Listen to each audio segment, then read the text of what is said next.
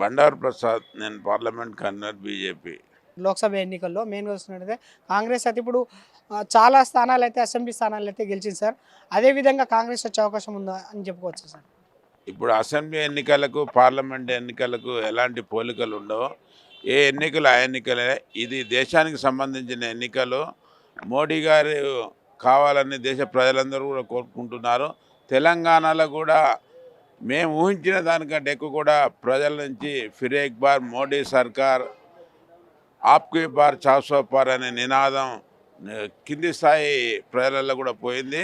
ఈసారి నల్లగొండ పార్లమెంట్ ఖచ్చితంగా భారతీయ జనతా పార్టీ గెలుస్తుంది. ఇప్పుడు రాహుల్ గాంధీ భారత్ జోడో న్యాయయాత్ర కూడా చేసి చాలా వరకు ప్రజల మన్నన పొందిందని చెప్పేసి కొంతవరకు అనుకుంటున్నారు సార్ ప్రజలు అయితే. ఆ విధంగా కాంగ్రెస్కి వచ్చే స్కోప్ వచ్చే అవకాశాలు ఉన్నాయని మనం అనుకోవచ్చు సార్. రాహుల్ గాంధీనే పట్టించుకుంటలేరు ఈ దేశ జనం.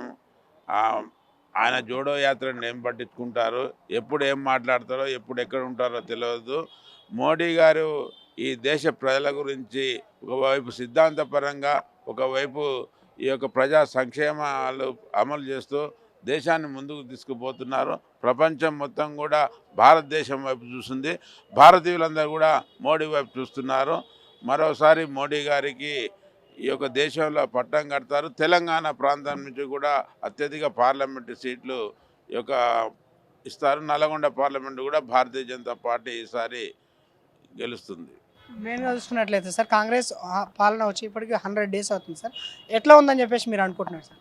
కాంగ్రెస్ ప్రభుత్వం అన్నిట్లలో విఫలమైంది. వారైతే 6 గ్యారంటీలు అన్నారో ఏ యొక్క పథకం కూడా వాళ్ళు అమలు చేస్తలేరు. కేవలం వాళ్ళు నినాదాలకే పరిమితమవుతున్నారు.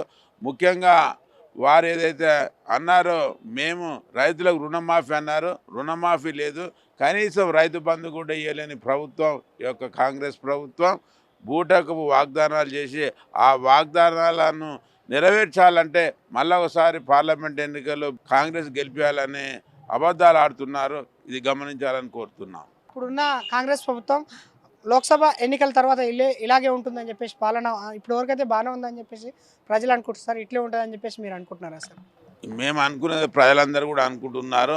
ఈ యొక్క ప్రభుత్వం కొనసాగేది డౌట్గా ఉన్నదని. ఎందుకంటే మోడీ గారి ప్రపంచంలో తెలంగాణ ప్రాంతం మొత్తం కూడా బీజేపీ మయమవుతుంది. ప్రజలు నిర్ణయిస్తారు ఏ ప్రభుత్వం ఎలా ఉంటుందో ఎలక్షన్ తర్వాత.